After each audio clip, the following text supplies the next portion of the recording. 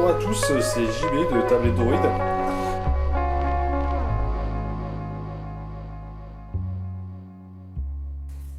Donc c'est une tablette 8 pouces capacitif, tournant sur du 1 GHz. Elle a 512 de mémoire vive et 4 Go de mémoire interne, donc sous Android 2.2, et avec une batterie de 3600 mAh. Donc au niveau des accessoires, on a un câble USB et de l'autre côté de type Apple pour la tablette.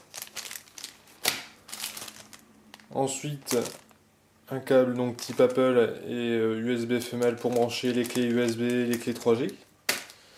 Et ensuite, un câble, donc un casque stéréo, pardon, avec du jack standard. Et un mode d'emploi tout en anglais. Donc ce qui est sympa dans le mode d'emploi, c'est quelque chose que je trouve qui fait quand même assez professionnel, c'est qu'en dernière page, ils nous ont mis les spécifications. Ça fait vraiment produit européen, j'ai trouvé, avec ce mode d'emploi comme ça. Donc au niveau de la tablette, c'est du capacitif, ça réagit très bien, c'est du 1 GHz. Au niveau des boutons, on a le bouton on-off, donc qui est manuel. Par contre, quand on l'active, ça n'éteint pas directement la tablette, mais ça propose d'éteindre celle-ci. On a un bouton Home et un bouton Menu. En dessous, on a un haut-parleur, une prise USB donc de type Apple, un reset, un emplacement de micro SD, un emplacement casque et un micro.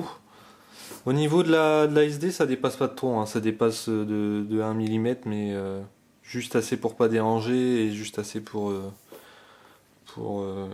la retirer facilement. Et au-dessus, on a encore un HP. Et en façade, le bouton standard qu'on retrouve souvent sur les tablettes.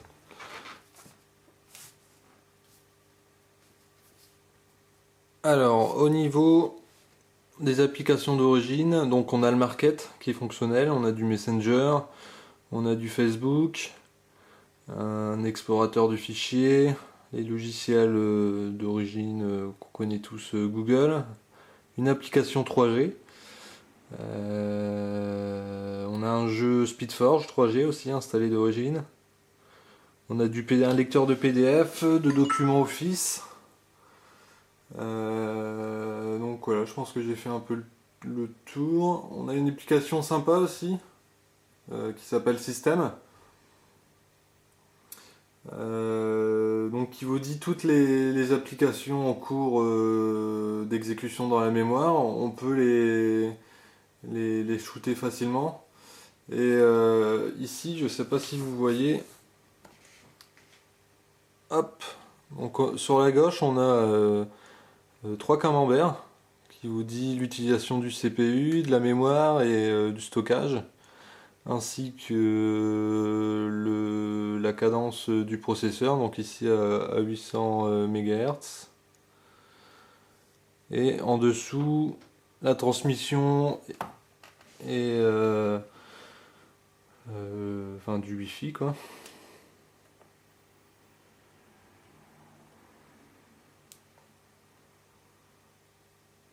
On a même du monitor, un système d'application d'installeur.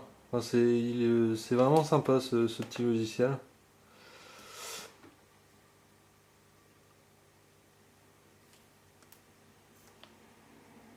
Au niveau des vidéos, donc le 1080p, elle arrive à le lire, mais je pense que ça doit être dû à ma carte qui a un faible taux de transfert.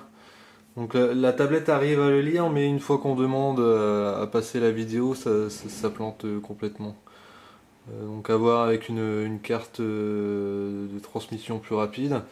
Sinon, au niveau des AVI, elle n'arrive pas à le lire, mais au niveau, enfin, les vidéos H264, elle le lit facilement. Comme là, je vais mettre du 720p, H264.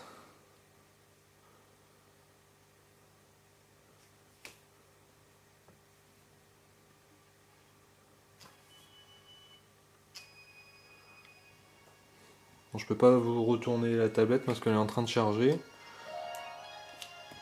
Mais pour vous montrer, ça passe très facilement.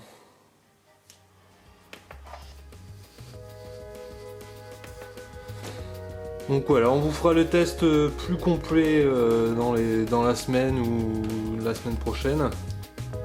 Et puis en attendant, bah, vous pouvez nous poser toutes vos questions sur le forum. On sera là pour vous répondre. Voilà, salut, bonne journée à tous.